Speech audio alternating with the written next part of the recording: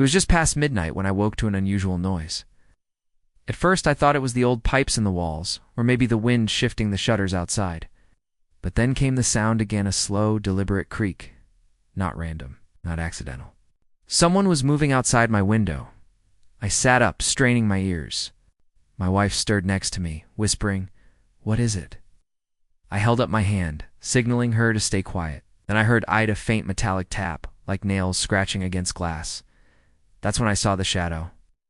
Long, distorted, stretching across the living room wall. Someone was at my window.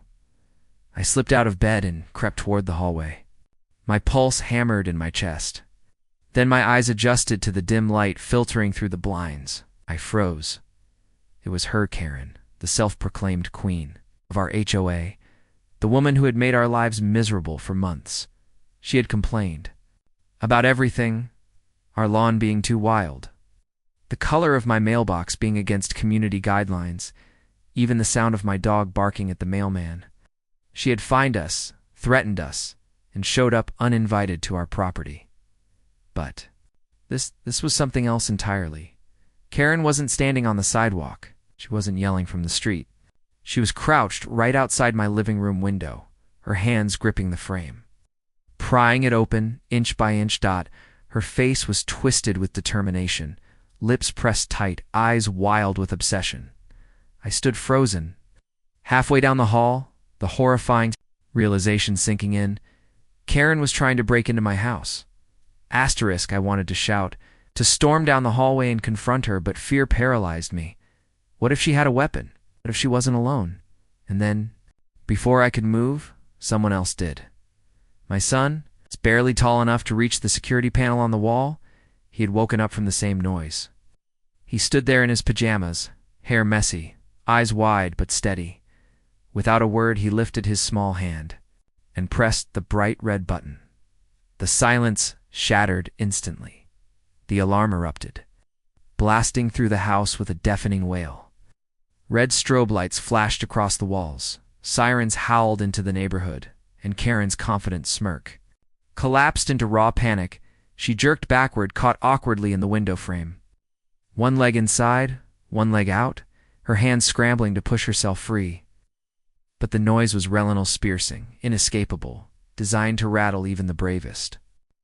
Intruder, my neighbor's lights flicked on one by one. Curtains parted, doors opened, phones were raised. The entire block was awake, watching, recording. I could see the terror in Karen's eyes now. The woman who had wielded power over us through intimidation, threats, and HOA rules was no longer in control. She was exposed. I grabbed my phone, dialing 911 with shaking fingers. My voice was calm, almost cold, as I told the dispatcher, "Yes, someone is breaking into my house. Yes, I have them on video." Karen was trapped in the spotlight, not just from the flashing security lights, but from the eyes of every single neighbor who had once stayed silent in fear of her. That night, silence was over. Asterisk, the police arrived faster than I expected. The blaring alarm had already drawn them in. Within minutes, 2 squad cars pulled up. Red and blue lights washing across the scene, Karen froze like a deer in headlights. Half hidden behind the bushes, her breathing ragged, her excuses ready to spill, but there was no escaping the evidence. Officers pulled her from the window, hands behind her back, reading her rights as she sputtered excuses. "This is my community. I was just checking for safety. They're violating HOA rules." The cameras didn't lie. My security footage showed everything her creeping into my yard.